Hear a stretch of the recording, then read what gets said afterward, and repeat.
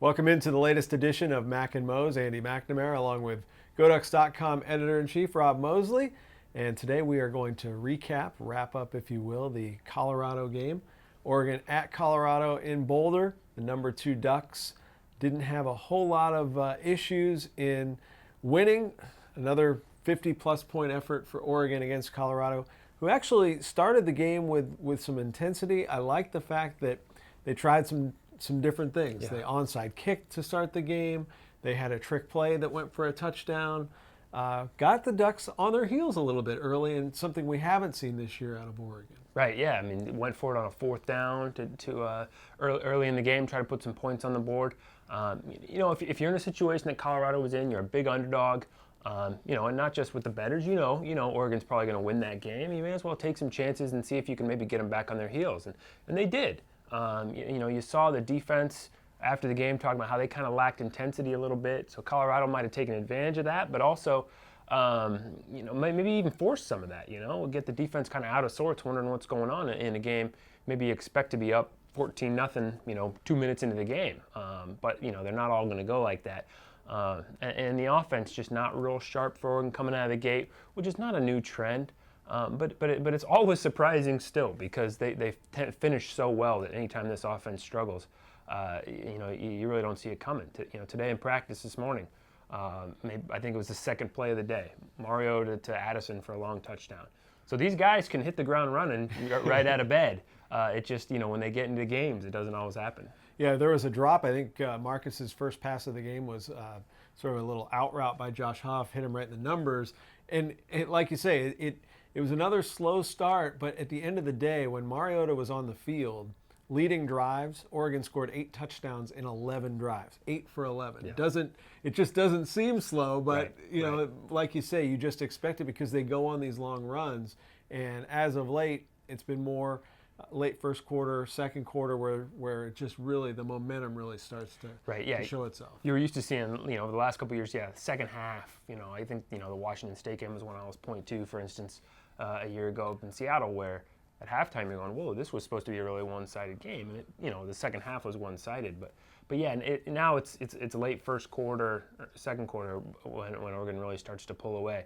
You saw the defense throw a shutout in the second half after some choice words apparently from Nick Aliotti at halftime.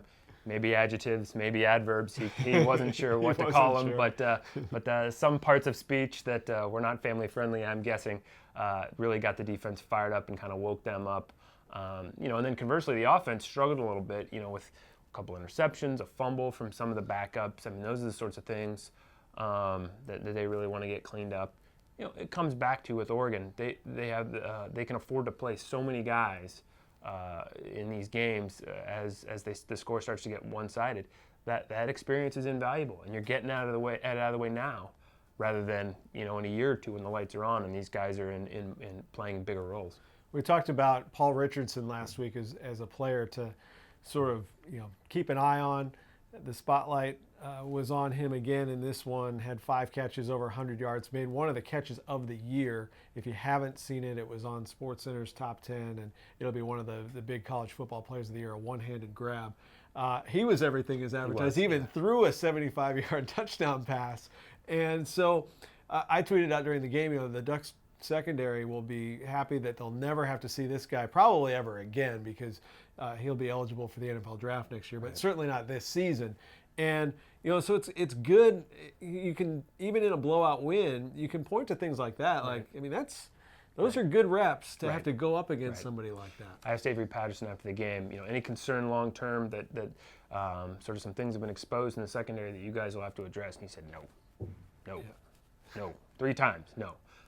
Was not concerned. I think Oregon took away that was, Richardson's big plays all in the first half, kind of when they were kind of slow to get going defensively, the Ducks, that is. And so I think for them it was more an issue of just sort of effort and intensity rather than anything schematic or in their own play that they really need to fix. They know they need to hit the ground running better next time, but they don't seem concerned that this opened up anything that when they go against top receivers over the course of the season the rest of the way, that really could be an issue that crops up again. You brought up the shutout in the second half, just 56 total yards for Colorado after halftime. On 32 plays, I think it was. Yeah, and I was thinking about this really since the game, where Marcus Mariota is getting a lot of attention. DeAnthony Thomas, before sitting out this game, getting a lot of attention. The offense always seems to generate the headlines, and rightfully so. They're scoring so many points. But there are some individual performances on the defensive side of the ball. This is one of the best defenses in the country from a scoring standpoint. When you consider how many plays that they're on the field for every game, I don't think they get enough credit. And one player in particular is Tony Washington, who, in this game, was able to get to the quarterback. Right, yeah. I mean, quarterback hurries is such a hard stat to quantify. I thought, frankly, the Colorado stat crew did a pretty good job of identifying guys on quarterback hurries. That's the sort of thing that, stat crew to stat crew can be a little inconsistent. I don't know how many he was actually officially credited with in the game, but his name was called a lot. I mean, he was in the face of the passer quite a bit. And really a guy who's coming into his own. He's really slimmed his body down. That's impressed me a lot. He moved from, a hand-on-the-ground defensive end role a year ago to the Deion Jordan kind of hybrid role, and he's really starting to come into his own. I was thinking about the point you make recently. Earlier today, Marcus Mariota named Pac-12 Offensive Player of the Week. So in the last couple of weeks, Ducks have had a Special Teams Player of the Week and an Offensive Player of the Week. When are they going to get a Defensive Player of the Week? Yeah. The problem is, unless it's Michael Clay going nuts with 20 tackles against, Stanford last year, it's rare for an Oregon guy to really pile up the stats defensively because of the amount of substitution that goes on. But if there was a way to recognize a unit of the week or something like that, these guys would deserve it because there's 20, 22, 24 guys, depending on how deep they rotate in any given game.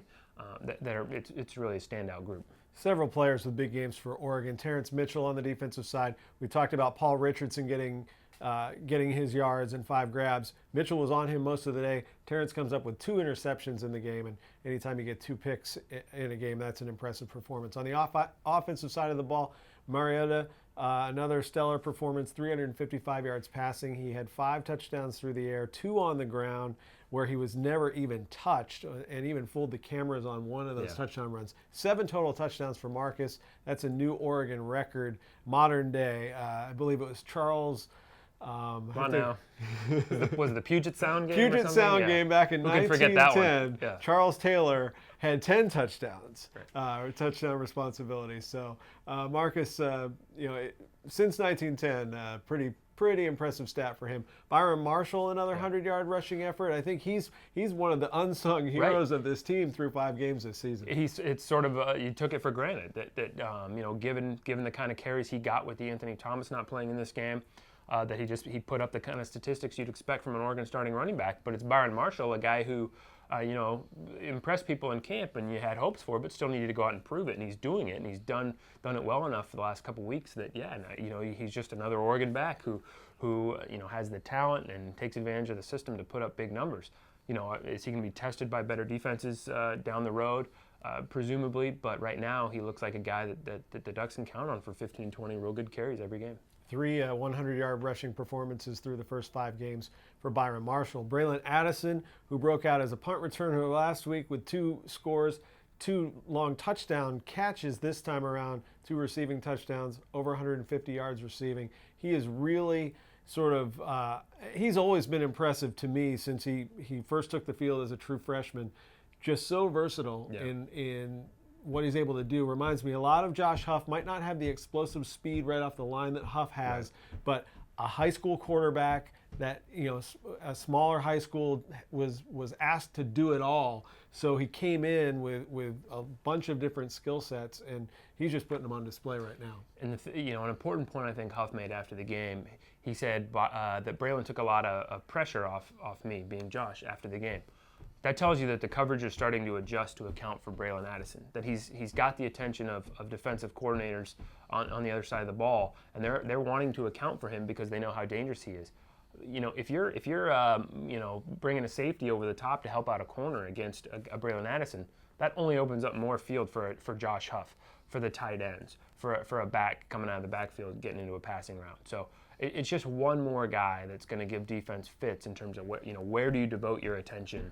I think what Colorado primarily did, which has worked in certain instances against the Ducks over the years, you go man up in the secondary, you bring a safety down into the box, you try to stop the run. But with a quarterback like Mariota, you're just not going to get away with that. He's too good, too consistent. Once he really gets his rhythm established, he's going to hurt you through the air. Yeah, Addison had mentioned to the AP after the game that Marcus it's almost as if he's playing a video game because of his ability to run and throw. He's such a dangerous weapon, and he's something that one of the reasons why he was Pac-12 Player of the Week, one of the reasons why he's a Heisman Trophy frontrunner. He really makes this whole offense go. And biggest test of the year coming up for Oregon against Washington. Right, yeah. Ducks going to face the Huskies on Saturday. Game day is going to be there. That tells you all you need to know about the significance of the game.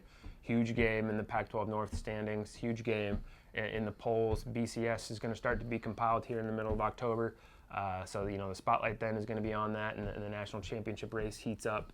They're going there without Colt Lyerla, as we know now, left the program. So, Pharaoh Brown, Johnny Munt, who started against Colorado, again, will be in the spotlight, needing to provide some productivity at tight end, which Johnny did against Tennessee, as we saw, and Pharaoh more than has the potential to do if the game plan calls for targeting the tight end more. So certainly that'll be a storyline to watch this week.